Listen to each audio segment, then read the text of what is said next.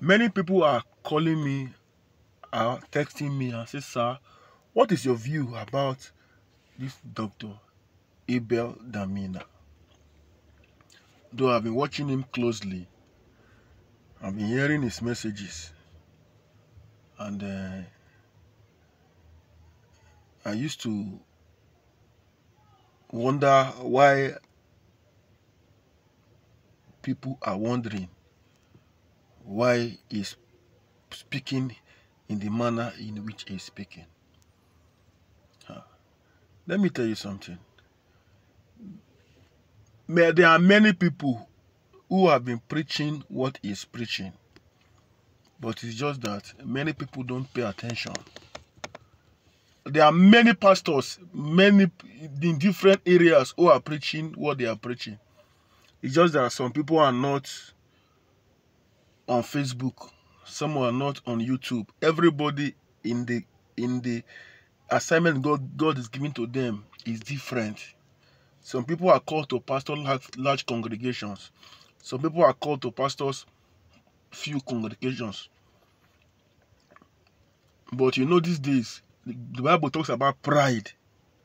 So the one who feels they are pastoring large congregations, they think it is by their strength that they are doing those things, but they don't know that it is your own calling that God has given to you. As I said again, many people are preaching what they are preaching, just that people don't pay attention, they don't listen, they only go for what they feel is in vogue. Pastor Abel Damina used to say that he was merchandising the gospel before. He used to use the gospel to collect money from Christians. He deceived people with the gospel by misinterpreting the scriptures. Go to Benny Hinn's page. Go to YouTube and search for Benny Hinn. Benny Hinn also, 2 times, Benny Hinn has also come out to speak and say he used to merchandise the gospel by extorting the members, by seeking for funds that God did not ask him to seek, calling for money. Okay, if you are going to pay $1,000, God is going to bless you.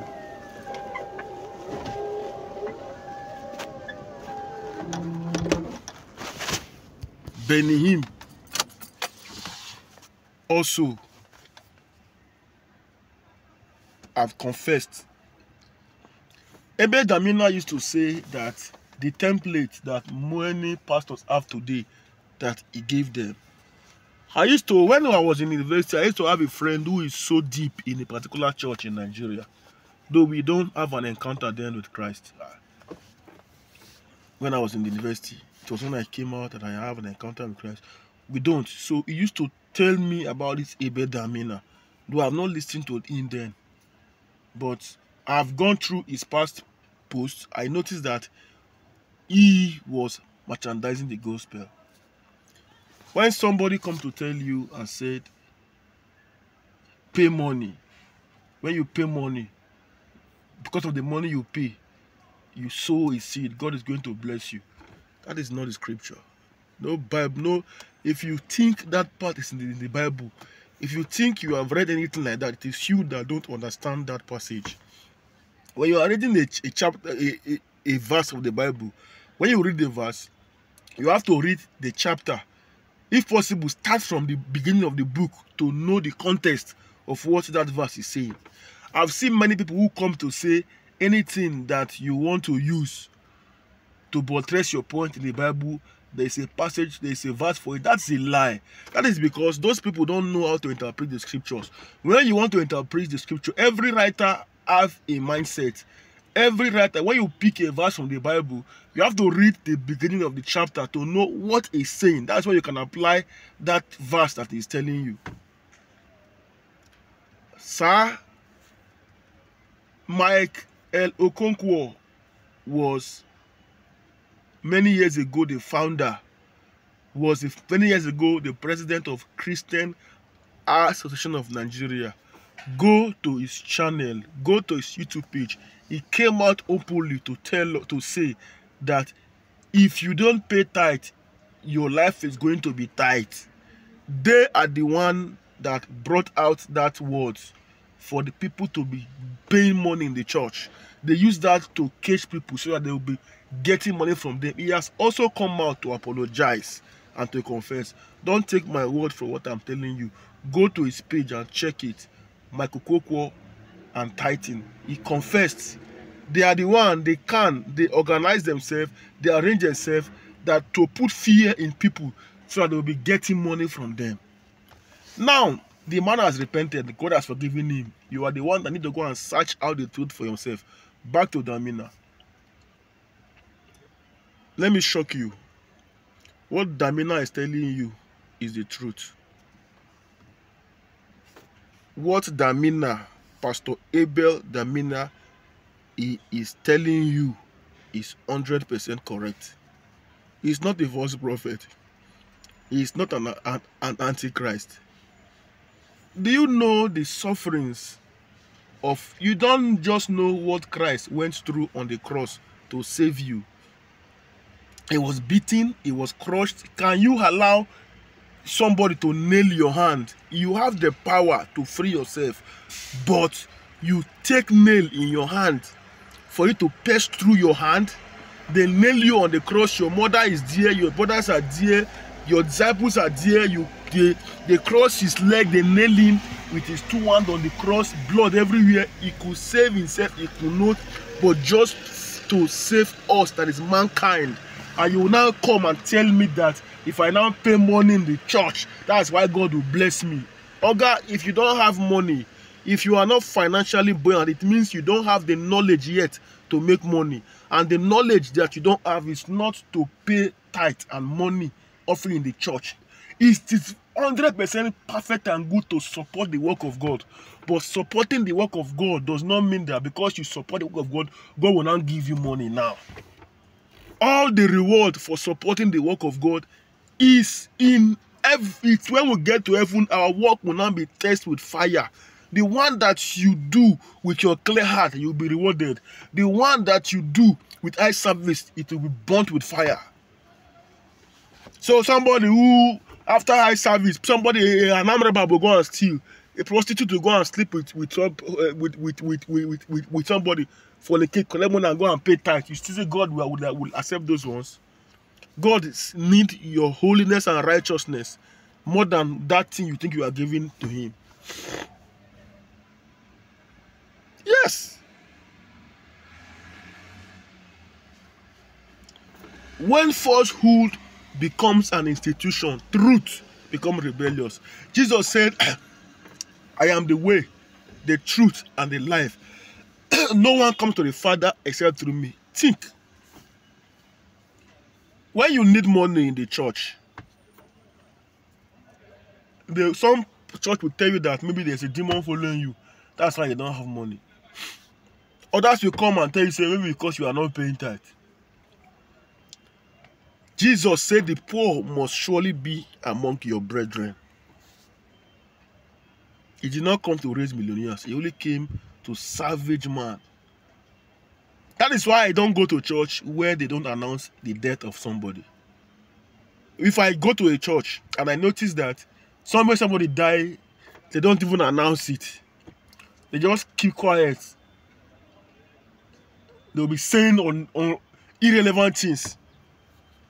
If I notice that you don't announce or you don't inform people, that you don't do anything about somebody that died, not that you give them money, but what I mean is let people be aware that people are dying, so that people will learn to number at their death. It's another powerful way of preaching the gospel.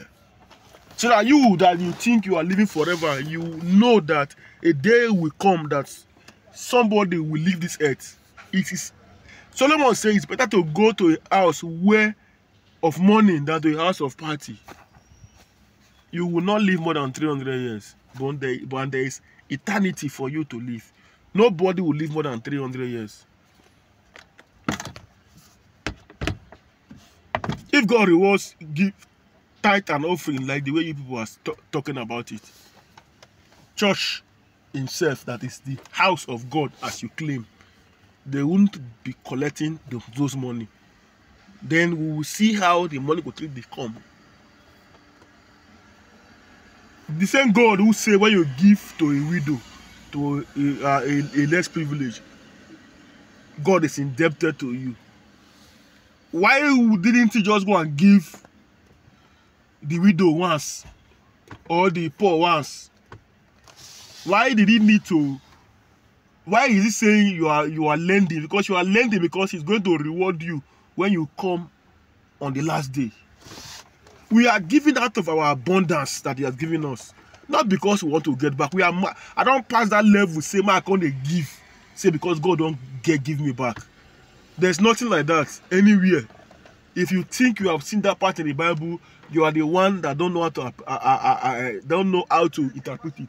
Show me any part of the scripture where Peter, James, John say anything like that they want to give to tap blessings.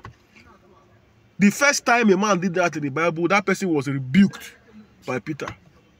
And that person that did that was not even a Christian. He was a child of a sorcerer. That is what they learned from their kingdom. That's how they tap from their kingdom. You don't operate in that way, in the way of God.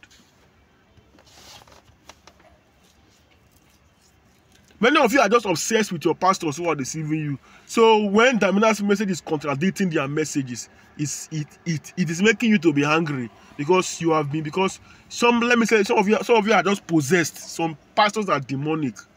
That's just the truth. Some of them are just demonic. As God have his evangelists, Satan also have his evangelists.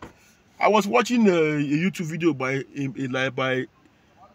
someone who was singing, and people were crowded in the stage. The comment I was seeing, oh, God is using this man. Oh, who told you Satan also don't know how to sing? Satan was a chief choir master. You cannot be using crowd to judge the ways of God. You cannot be using how people gather in an event to judge the ways of God. You cannot be judging crowd. You cannot be using crowd to judge that God is using somebody. In fact, where God they speak, people know they won't like to go there. People don't like to do his work. People don't want to do them. People who are genuinely called by God, they run first before God will shoot them when they come back and do the work.